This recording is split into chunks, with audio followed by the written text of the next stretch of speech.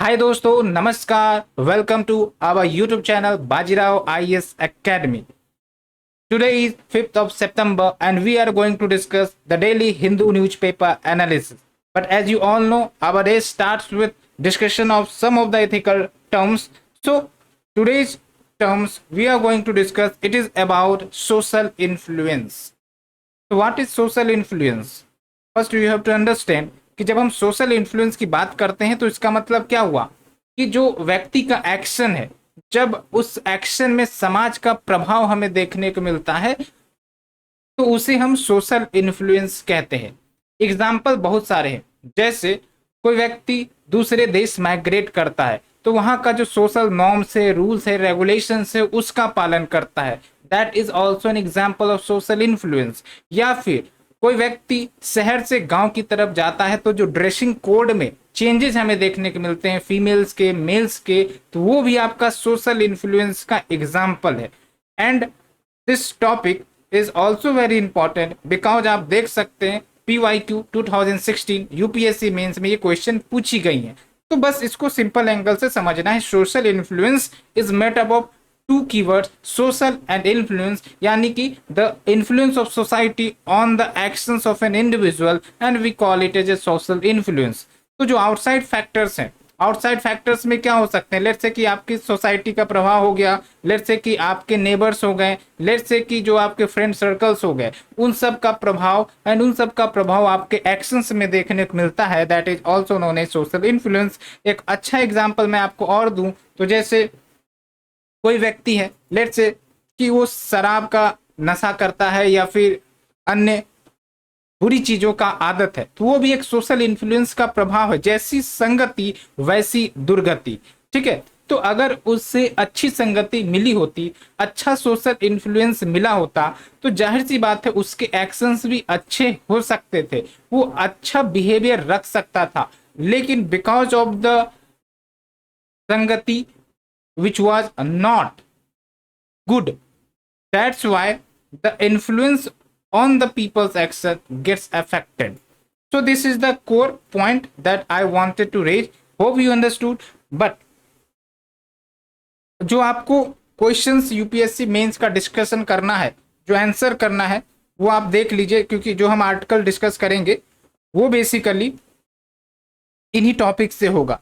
तो ये सब इनिशिएटिव इसलिए है ताकि आप जो है डिस्कशन के साथ साथ क्वेश्चंस भी देखते चले, ताकि आपको मोर एंड मोर क्लैरिटी आए कि आखिर क्वेश्चंस पूछे कैसे जाते हैं, and you have to answer this as well. तो क्वेश्चन क्या है मेंस का, जो आपके 2022 में पूछा गया? Discuss global warming and mention its effect on the global climate, explain the control measures to bring down the level of greenhouse gas which causes global warming in the light of Kyoto protocol 1997। And अगर आप हमें Kyoto protocol के बारे में बता सकते हैं, definitely आप कमेंट सेक्शन में जरूर हमें बताएं। एंड फिर हम आते हैं क्वेश्चन जो PIQ प्रीलिम्स में आए हैं, उस पर आपको क्वेश्चंस आंसर करने हैं। ये मैंने आपको क्वेश्चंस स्क्रीन पर पुट कर दी हैं, आप पॉज करके क्वेश्चंस सॉल्व कर सकते हैं। तो अगर आपको हमारा इनिशिएटिव अच्छा लग रहा है, डेफिनेटली आपको हमें सपोर्ट करना है। Please do subscribe, share, like, and आप अपने फ्रेंड सर्कल में इसे शेयर करना बिल्कुल ना भूलें। ठीक है, तो आज हमें दो महत्वपूर्ण आर्टिकल का डिस्कशन करना है। कौन से वो दो महत्वपूर्ण आर्टिकल हैं? पहला है आपका जो क्लाइमेट चेंज है, ठीक है, वो एक रियलिटी बन गई है, आप इसका इम्पैक्ट देख सकते हैं।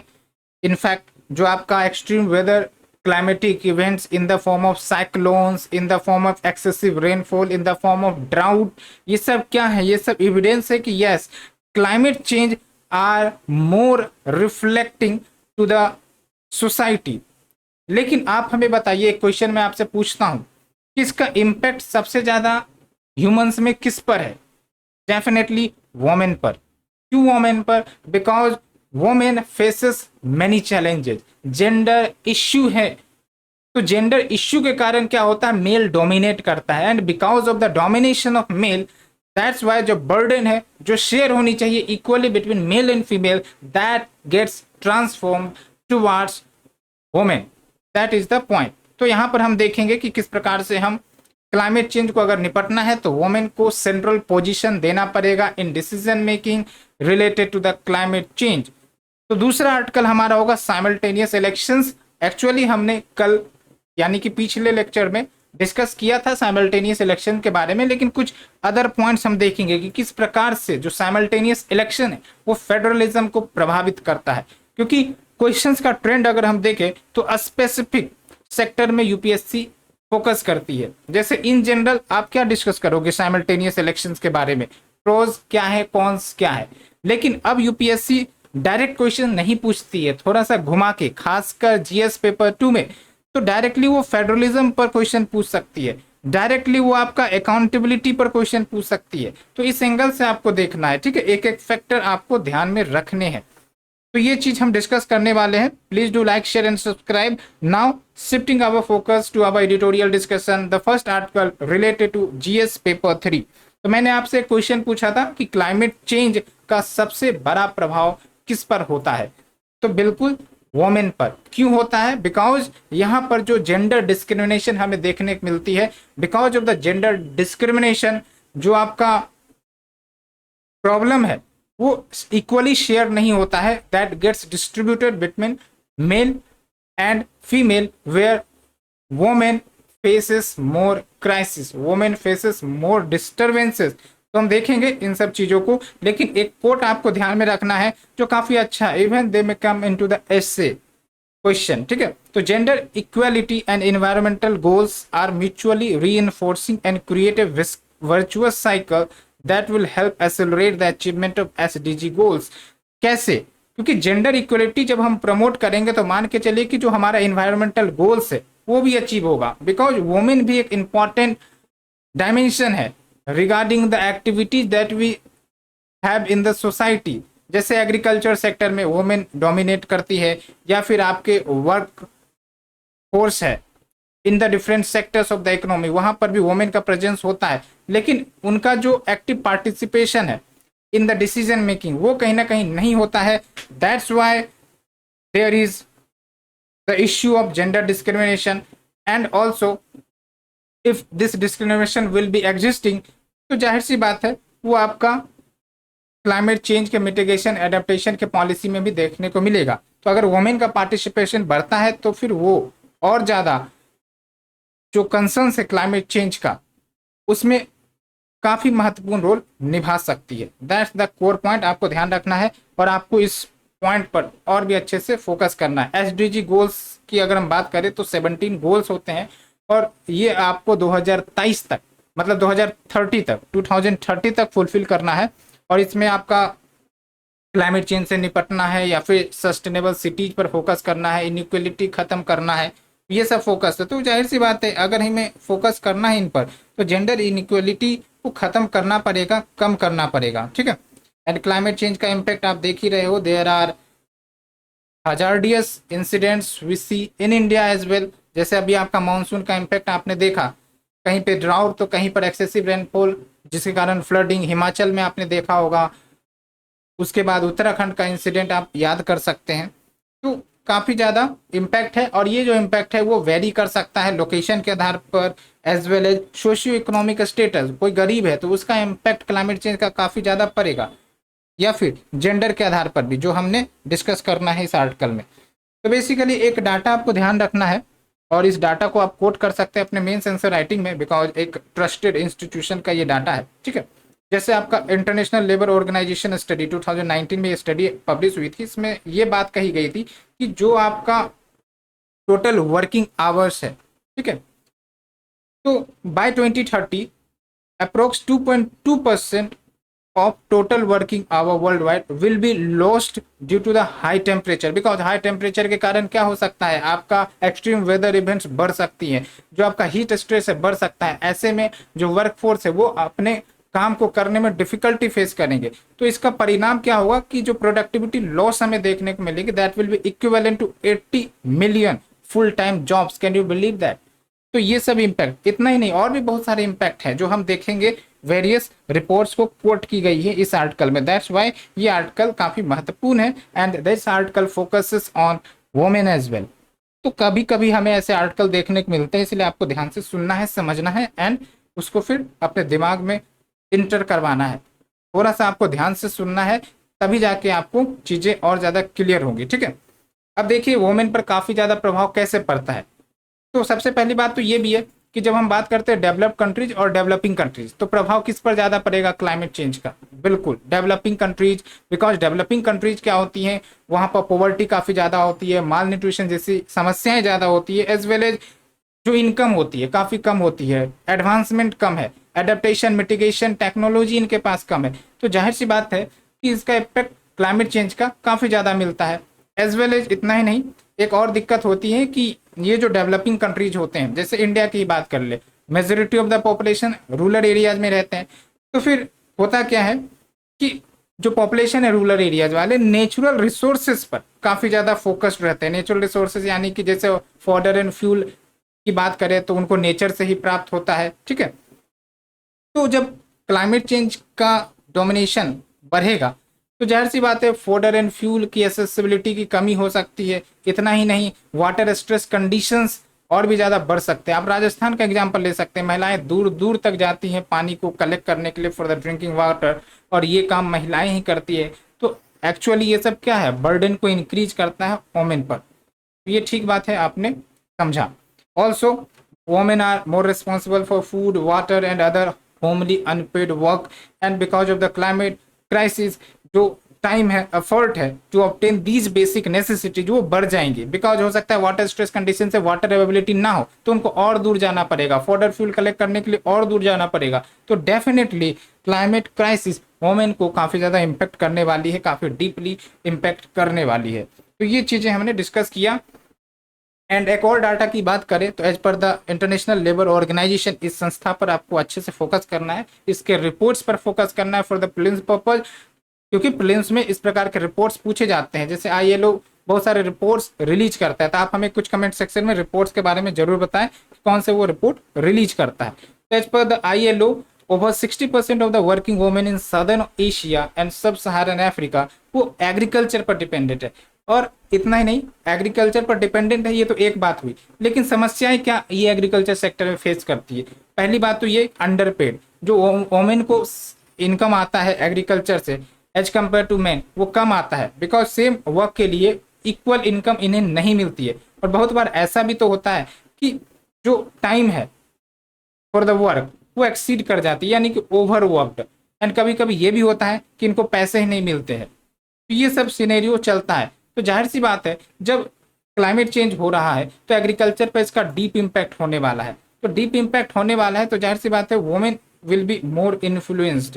एंड नॉट ओनली दैट, एक बात तो आपको भी क्लियर होगी कि डिस्पाइट वोमेन का शेयर एग्रीकल्चरल सेक्टर में काफ़ी ज़्यादा है, लेकिन जब हम बात करते हैं लैंड राइट्स की, प्रॉपर्टी राइट्स की, तो वोमेन के नाम पर कितनी ही प्रॉपर्टी होती है, बिल्कुल कम। डाटा के अनुसार बात करें तो अप्रोक्स 10% ऑफ द लैंड जो फार्मिंग के लिए यूज की जाती है वो वोमेन ओन करती है। तो आप समझिए कितनी ज़्यादा इनइक्वलिटी है। तो ये सब चेंज होने की ज़रूरत है, अदरवाइज वोमेन पर इम्पैक्ट क्लाइमेट चेंज का काफ़ी ज़्यादा पड़ेगा और पड़ भी रहा है। आप देखते हैं, आप खुद रिलेट कर सकते हैं, जो भी आप स्टेट से बिलोंग करते होंगे, जो भी प्रॉपर्टी है ना, लैंड रिलेटेड प्रॉपर्टी वो मेल के नाम से ज़्यादा होती है as compared to the female, despite there are various laws of equality, various laws of inheritance of property, but all these doesn't work in the name of society, in the influence of society. That's the issue, ठीक है।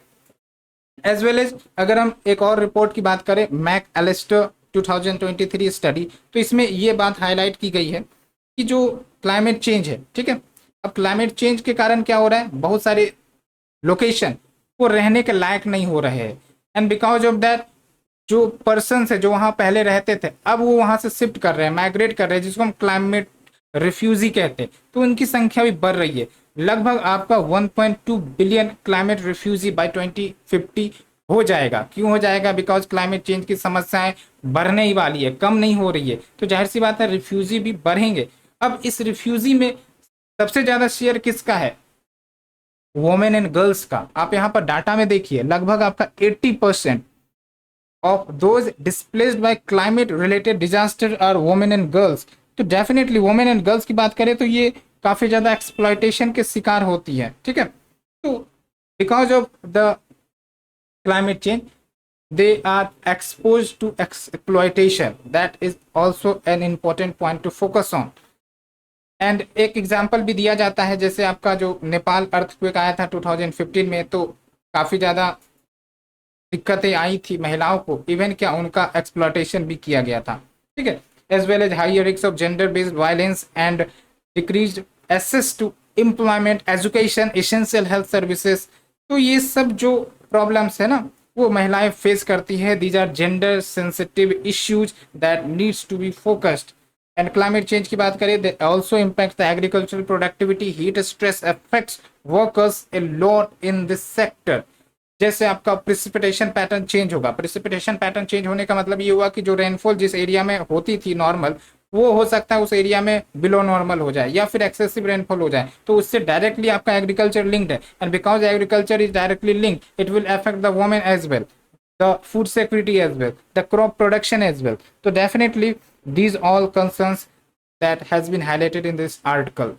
Also, women in the low income countries and developing countries, they lacks in quality inputs, है ना। quality inputs जैसे आपका technology नहीं है agriculture करने के लिए, वो अभी ट्रेडिशनल टेक्नोलॉजी पर डिपेंडेंट होती है, तो फिर वो अपने प्रोडक्शन को भी नहीं बढ़ा पाती है, ना ही वो एग्रीकल्चर को और ज़्यादा सस्टेनेबल बना पाती है, एडेप्टेबल बना पाती है to the climate change. And because of that they feels more stress, they feels more disturbances, as well as low education, as well as lack of technological knowledge. These all affects and increases the women's vulnerability, ठीक है। तो ये सब points हैं। तो क्या किया जाना चाहिए? तो किया यही जाना चाहिए, वुमेन एजुकेशन में जो इन्वेस्टमेंट्स है उसको बढ़ाया जाए, ट्रेनिंग को प्रमोट किया जाए, एज वेल एज रिसोर्सेज की एक्सेसिबिलिटी बढ़ाया जाए, ताकि क्लाइमेट चेंज के इम्पैक्ट से वो रिजिलेंट हो पाए। रिजिलेंट मतलब क्या होता है कि डिस्पाइट कोई प्रॉब्लम आ रही है लेकिन हम उसको फेस करने के लिए तैयार हो जाते हैं, दैट इज द रिजिलेंट। वो तभी होगा ना जब वुमेन के स्किल में, वुमेन के एजुकेशन में, वुमेन के ट्रेनिंग में जो रिसोर्सेस अवेलेबिलिटी है वो सब वुमेन को प्रोवाइड किया जाए। उसके लिए sustainable agriculture, water management, energy generation, इन सब पर फोकस करना पड़ेगा सस्टेनेबल वे में। सस्टेनेबल मतलब क्या होता है कि आपका प्रेजेंट नीड्स को हम फुलफिल कर रहे हैं without compromising the future aspirations of the generations that are coming. तो क्या कुछ सॉल्यूशन है? तो एक एग्जांपल भी दिया जाता है, जैसे भारत में एक आपका एनजीओ है सेल्फ एम्प्लॉयड वुमेन्स एसोसिएशन। आप ऐसे एग्जांपल्स को कोट कर सकते हैं, ठीक है, तो और भी अच्छा इंप्रेशन बनता है आंसर्स में। तो ये जो आपका एनजीओ है वुमेन को टीच करती है, जो वुमेन फार्मर्स है उनको सिखाती है कि अगर लेट से कि क्लाइमेट पैटर्न चेंज हो रहा है तो आप कैसे एग्रीकल्चर क्रॉप्स में शिफ्ट कर सकते हैं ताकि आप रिजिलेंट बन सके, ठीक है। along with it is very essential कि उनको ट्रेनिंग दिया जाए in environmentally friendly farming methods.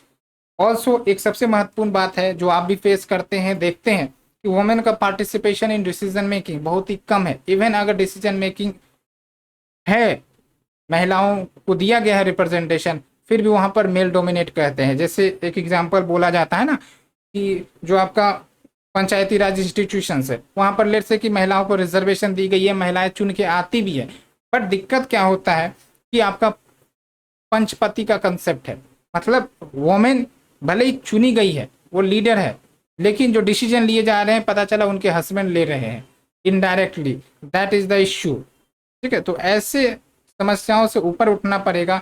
Women का participation climate policy decision making में इम्प्रूव करने की जरूरत है, स्ट्रेंथन करने की जरूरत है, तभी हम effective climate change mitigation and adaptation कर सकते हैं। एंड एक प्रोग्राम का भी कोट किया गया है यहाँ पर जो साउथ एशिया में चलाई जा रही है, that is gender and climate change development. यहाँ पर आप देखिए gender and climate change development, ठीक है।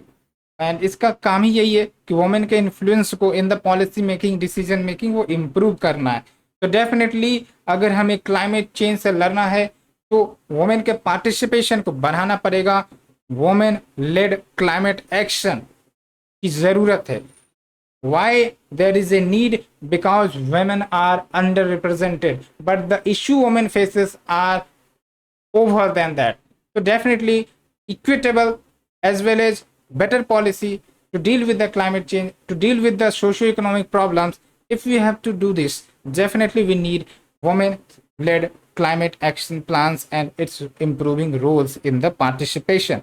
So that's the core of the issue we have discussed. Now shifting our focus to second editorial discussion, we have already discussed yesterday's lecture. You can visit it and also you can watch the section because वहां पर हमने आपको basic से बताया है, ठीक है, simultaneous elections क्या होते हैं, ठीक है, उसके वेरियस इम्पैक्ट्स क्या है, प्रोज कॉन्स क्या है, ये सब को हमने डिटेल से डिस्कस किया था। आपको डेफिनेटली विजिट करके देखना चाहिए। Now this article will be covered under GS paper 2। तो मैंने क्वेश्चन भी आपको पूछा था साइमल्टेनियस इलेक्शन क्या होता है, तो आज भी आप हमें उसका जवाब दीजिए, what do you mean by simultaneous elections. तो इन सिंपल वर्ड्स, जब आपका Lok Sabha elections, state legislative elections एक साथ कंडक्ट करवाई जाए तो वो हो गया आपका साइमल्टेनियस इलेक्शन। आज़ादी जब हमारे देश को मिली, हमारा संविधान जब आपका इन्फोर्स हुआ, उसके बाद आपने ऑब्जर्व किया होगा, मैंने कल भी डिस्कस किया था कि साइमल्टेनियस इलेक्शंस होते थे, लेकिन 1967 के बाद ये जो साइमल्टेनियस इलेक्शन का पैटर्न है ना वो टूट गया।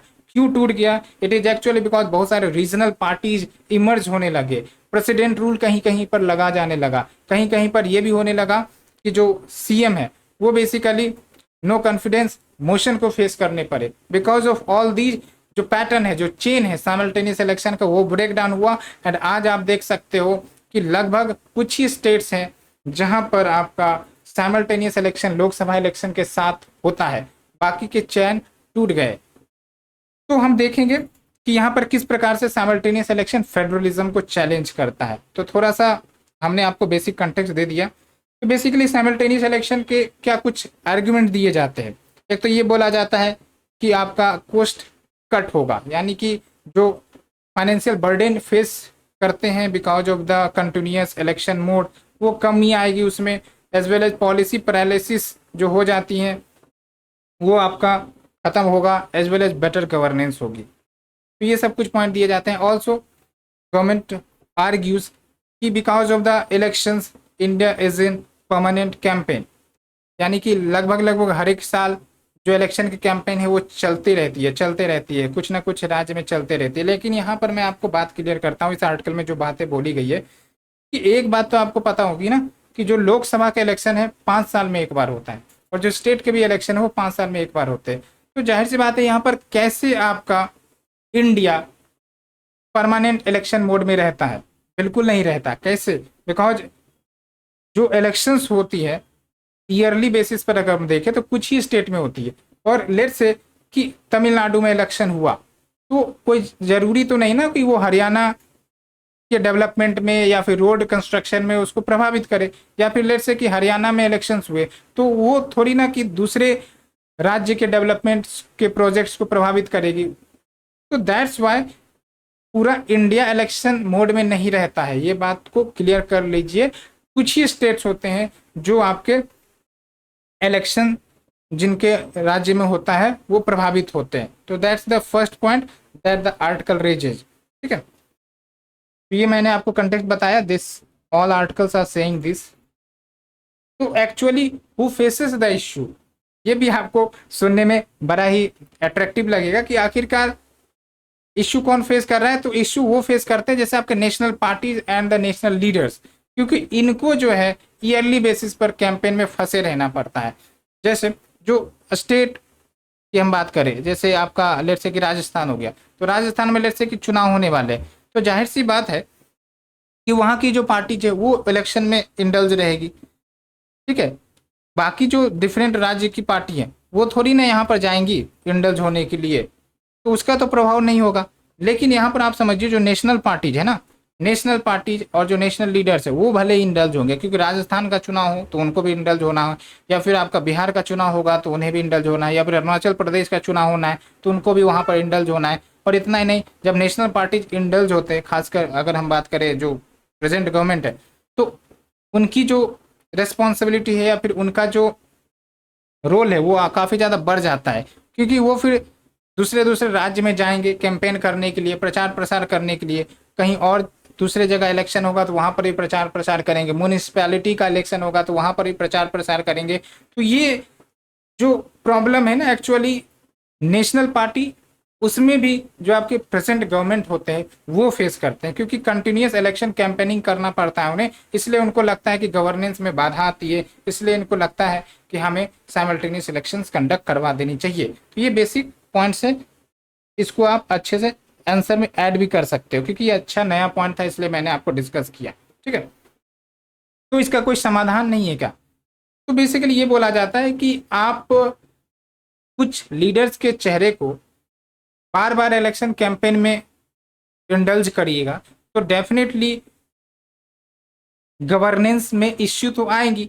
जैसे विभिन्न राज्यों में चुनाव होते हैं तो आपने देखा होगा जो प्राइम मिनिस्टर है या फिर होम मिनिस्टर है या फिर अदर मिनिस्टर, वो जाते हैं उस स्टेट में कैंपेनिंग करते हैं, तो ये इश्यू है ना।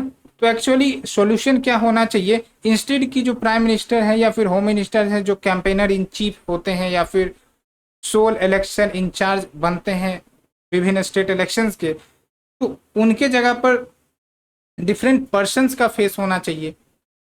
लेकिन आपको पता है ना कि पॉलिटिक्स बहुत ही कॉम्प्लेक्स थिंग है, तो इलेक्शंस जीतने के लिए जो फ्रंट फेस होता है ना उसको आगे किया जाता है, आप ये समझते होंगे बात को।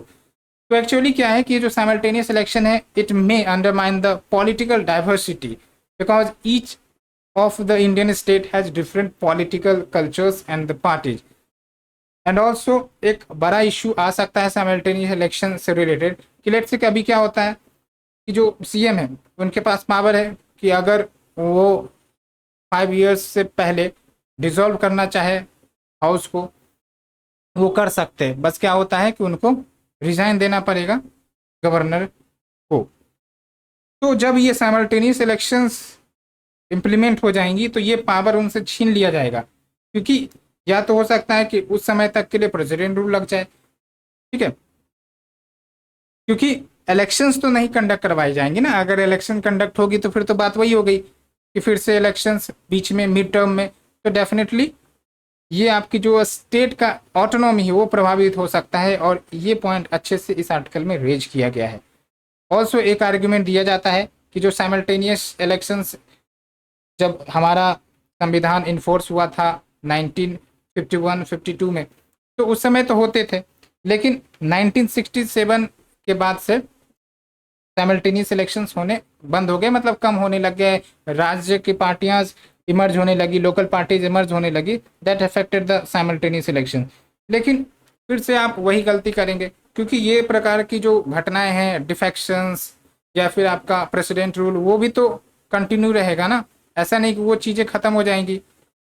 तो ये आपका चीज़ सही नहीं है। ऑल्सो कोस्ट सेविंग पर बात की जाती है, कोस्ट सेविंग ये बोला जाता है कि various estimates by election commission, NITI Aayog and government shows कि लगभग आपका एक साल में 10 रुपीज पर वोटर कोस्ट आता है, लेकिन अगर हम साइमल्टेनियस इलेक्शंस करेंगे तो जो कोस्ट है वो कम होकर 5 rupees per voter per year आएगा। लेकिन यहाँ पर यह बात समझने की जरूरत है कि हम पोस्ट करने के चक्कर में हम फेडरलिज्म को तो अंडरमाइन नहीं कर सकते ना, फेडरलिज्म को प्रायोरिटी देना पड़ेगा।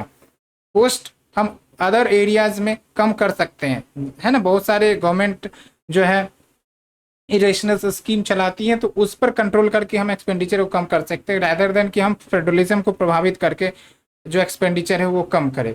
एज वेल एज ये भी बात बोली जाती है कि बहुत सारे इकोनॉमिक रिसर्च में ये पता चला है कि जो इलेक्शन स्पेंडिंग की जाती है बाय पार्टीज एंड कैंडिडेट्स वो इकोनॉमी को भी बेनिफिट करती है and there is a multiplier effect. ठीक है, ऑल्सो जो आपका सिंगल इलेक्शन कैलेंडर है it may work in the presidential election. क्यों प्रेसिडेंशियल इलेक्शन में वर्क कर सकता है? Because in the presidential system जो आपके प्रेसिडेंट होते हैं वो लोअर हाउस को रिस्पॉन्सिबल नहीं होते हैं, लेकिन पार्लियामेंट्री सिस्टम में क्या होता है, जो लीडर है, जो प्राइम मिनिस्टर है, ही और she is collectively responsible for the lower house, that's the point. ठीक है, तो जाहिर सी बात है भविष्य में हो सकता है कि अगर सीएम को डिसॉल्व करना पड़ जाए असेंबली को और फिर से वो री इलेक्शन करवाना चाहे, वो संभव ना हो सके ड्यूरिंग द साइमल्टेनियस इलेक्शन। तो ये जो पॉलिटिकल ऑटोनॉमी है स्टेट्स की वो इंश्योर हो, इस पर फोकस किया गया है इस आर्टिकल में। ठीक है, and in conclusion we have multi tiered governance system, जैसे आपका state level, central level, as well as municipal level, पंचायती लेवल। तो ये आपके टीयर है, ठीक है। एंड जो भी आपके टीयर में गवर्नमेंट है, सबका मेन क्या एम होना चाहिए, डेमोक्रेसी को प्रमोट करना। एंड इतना ही नहीं, जो हम रिप्रेजेंटेटिव्स को चुनते हैं ईच टीयर में, वो बेसिकली हमारे परसेप्शन एंड इंटरेस्ट के आधार पर होता है। जैसे हम जब नेशनल पार्टी को चुनते हैं तो नेशनल इंटरेस्ट हम दिमाग में रखते हैं, स्टेट पार्टी को हम चुनते हैं तो रीजनल इंटरेस्ट हम दिमाग में रखते हैं, या फिर जब हम पंचायती या फिर म्युनिसिपल में लीडर्स चुनते हैं तो हम लोकल इंटरेस्ट को दिमाग में रखते हैं। तो ये आपका सिग्निफिकेंस है not having simultaneous election rather than having simultaneous election. So I have discussed all these article in detail. Hope you understood. अगर आपको आर्टिकल अच्छा लग रहा है, please do like, share and subscribe. Thank you friends. Thank you very much for the participation. Hope you will answer the mains question as well as prelims question.